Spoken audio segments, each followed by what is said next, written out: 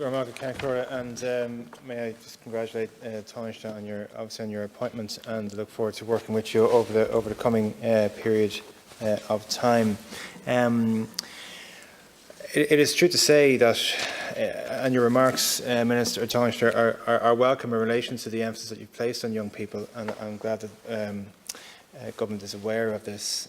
Clearly, we were only just in very recent memory come out of the last economic collapse, which was quite painful and quite bruising, and actually many small businesses will have maybe just begun to look forward to the next period of their lives and of their businesses' lives, and may have extended themselves on the feeling that things were improving economically, and now they've been hit with this COVID disaster for themselves.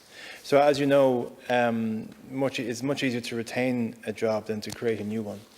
And that's why we do welcome this bill. However, there are elements to it which we feel could, I know it's enabling legislation, but there's elements to the microfinancing project that needs to be, could be enhanced and could be improved. And comparatives have been made with the Bounce Back microfinance operation in the UK, and Bounce Back does make loans available at 2.5%, no repayment for a year.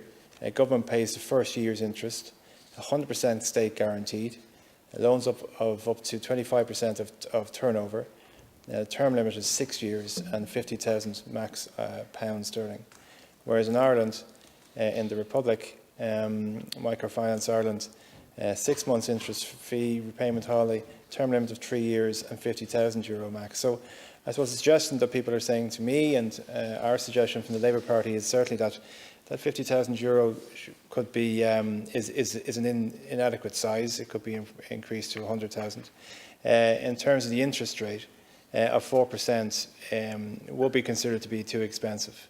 In previous times, obviously, when the state was getting financing somewhere similar to that percentage, it could be in some way justified. But if finance available to the state now is at a much reduced rate, but then it would follow and that a much reduced interest rate should be applicable here.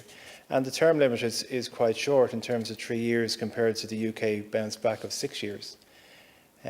So we would like to give businesses a sense that they have 5, 7, maybe longer years ahead of them in order to recoup and to start afresh. So there would be the main points that we would make. We do, unfortunately, pre-COVID we had very encouraging employment statistics, and the economy appeared to be going in the right direction, tarnished. But I think the statistics that we've had and the economic analysis we've had would cloud the reality of being a low-pay economy. And about 23% of Irish workers pre-COVID were in statistical low pay, OECD statistically low pay. And that's a very large figure, as you can appreciate. And as been said, about 40% of young people were in insecure work. Now, those, as a result of COVID, those sectors of work, those low-paid work, insecure work, were the ones who were most greatly affected. So we would feel in the Labour Party that we can't return to that type of economic model, which is so dependent on low pay and so dependent on insecure work. And we want to work with you to provide a better model, a more secure model for workers. The youth unemployment element, which you have outlined in your address, and that's much appreciated, and we do feel that that needs to be a huge part of your July stimulus, because James Durley from the National Youth Council of Ireland gave a statistic over the weekend that 45% of young people, I think under 30 years of age, are currently in unemployment. And that's a staggering figure, and an incredibly worrying figure, because we've all seen the damage that the last economic collapse caused, and we have a potential now, with support from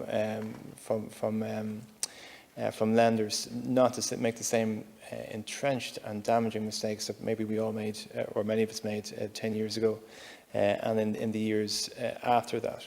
So what I would say, Minister, is that, look, we appreciate the bill, we support the bill, but if we look as to what is happening in other European states and indeed in the UK, there are other models that are probably more generous, that we could make this this much more generous. I've spoken about the interest rate, I've spoken about the term limits, and I've spoken about the amounts involved. But certainly, your government, and I know you do appreciate, unemployment is not just it's not just an economic cost. It's not just a statistic. You know this. It's not just a statistic of that we try to bring down. It's a really human cost. It's a cost of the human person, a cost of their sense of worth, their value to their family, to their society. And so we can't just reduce it to economic terminology. So within all this, as I say, we will indeed support the bill, but we do feel that it needs to be more flexible and needs to be, I suppose, give voice to the fact that we are in a very precarious economic situation, and we haven't even mentioned Brexit. The conversation we've had up to now and up to this evening has been focused on COVID, and justifiably so. And while COVID is a health crisis, it's caused an economic collapse. And while Brexit has an influence on identity and on security and issues on the island and the Good Friday Agreement, it is also an economic threat. So with both those things, we have two unemployment crises at us simultaneously. So that's why we feel that the Microfinance Ireland needs to have more capacity to lend at lower rates, at higher levels over a longer period of time, for those businesses who have probably just turned the corner only a number of years ago, have abilities to stand their own 2 feet. And again, just to re-emphasise that point, that we don't want to return to that model of low pay, that grinding, humiliating existence that too many of our workers go through. If 23% of Irish workers are in low pay, well, that's a kind of a damning statistic, and it's not something that we can stand over or would want to return to. And if so many workers, as has been said by my colleague Louise O'Reilly, are in insecure work, but that's also something that has to be challenged as well. And there's many different mechanisms we can do to challenge that, but certainly it's the economic model that we don't want to return to. I want to have something that's an awful lot better, not just for the economy, but for Irish society in general. So, as I say, we will support the bill, but I'd be interested to hear on your reflections on the remarks that have been made. Go ahead. Thank you, Deputy